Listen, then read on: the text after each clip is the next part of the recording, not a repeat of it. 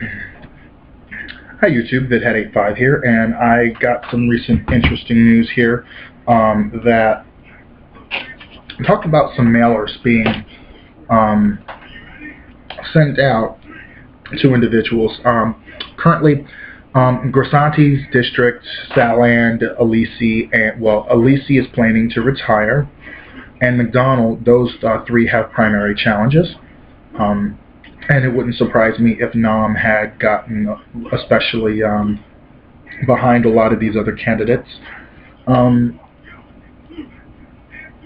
It's interesting that they also note that most of these people who have voted, most Republicans who have voted for marriage equality, have not lost their seat because of that. But I'm going to get into the article.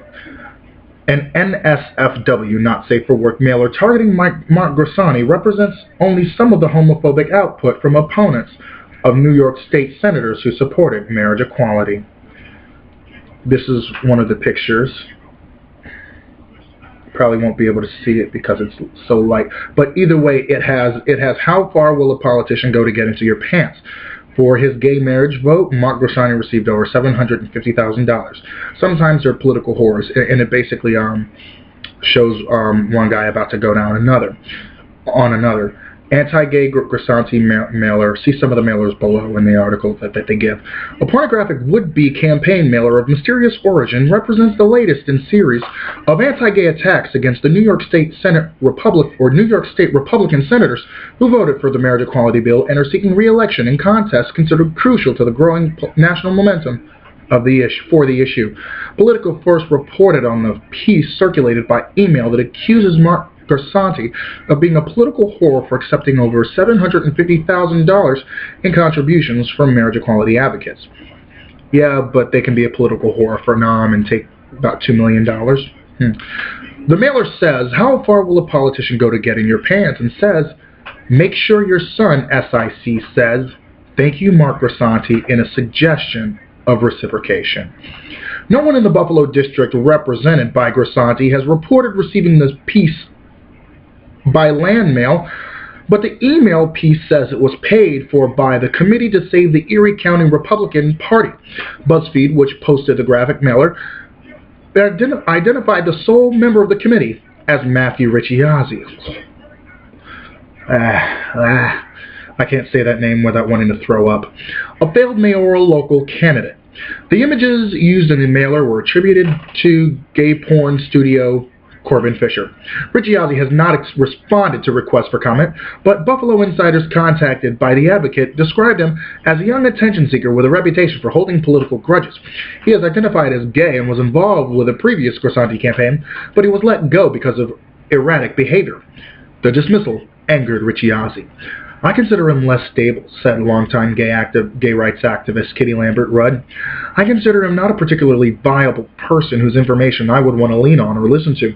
Anybody who actually works politics here dismisses him as being a little bit unstable. I've not known him to be associated with any real existing group other than his committee of one, she said. Grisanti is one of 3 Republican state senators who voted for the marriage equality law last year, facing a primary challenge for the right this Thursday. Or from the right this Thursday. His opponent, Kevin Stocker, has avoided stating a clear position on the issue and instead stuck to criticizing Grisanti for evolving in his views. The senator did not announce his vote in advance, but he gave a floor speech in which he said, I cannot legally come up with an argument against same-sex marriage. Senators McDonald and Stephen Saland, or Rory McDonald and Stephen Saland, faced more demonstrative primary challengers. The National Organization for Marriage sent a mailer against McDonald last week that accuses him of arrogance, broken promises, and political payoffs, and trumpets the pro-family economic policies of his opponent, Kathy Marchione. James Alisi, the 4th Republican senator who voted for marriage equality, announced earlier this year he planned to retire. Ricciazzi appeared to have acted alone against Grisanti in Buffalo, but observers would not rule out the possibility that he created the mailer in concert with or under the direction of another individual or group. In the Poughkeepsie area district of Senator Saland, thousands of voters have received at least 4 mailers paid for by his opponent, Neil DiCarlo, which were obtained by the advocate. The challenger claims he will work tirelessly to restore the institution of marriage to its rightful place, while he says the incumbent provided the deciding vote on homosexual marriage. 3 of the mailers depict Saland as a puppet of the New York City Mayor Michael Bloomberg and say that he received contributions from the mayor, the liberal gay mafia, and Fiskgate Kevin Jennings. Anti-gay groups have attacked the former Obama appointee with false charges about his work as founder of the Gay, Lesbian, and Straight Education Network. A 4th mailer depicts Saland as a small child holding the hands of his 2 daddies, Mayor Bloomberg and Governor Andrew Cuomo, who spearheaded the marriage equality push under the caption, "New York's Modern Political Family." The mailer seems to veer into anti-Semitic territory, with Saland, who is Jewish, wearing what appears to be a rainbow yarmulke.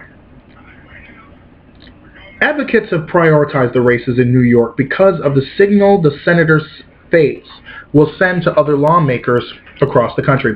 Almost 200 Republican state lawmakers have expressed support for marriage equality legislation nationwide, and none has lost a seat yet because of that reason. Obviously disgusting, crazy, Matthew Ricciazzi. Wow. That's just a mess and a half all on its own. I don't know much about him, but his reputation surely precedes him, or his character, more or less, precedes him. But if anything, I am going to be keeping up with the primaries Thursday night.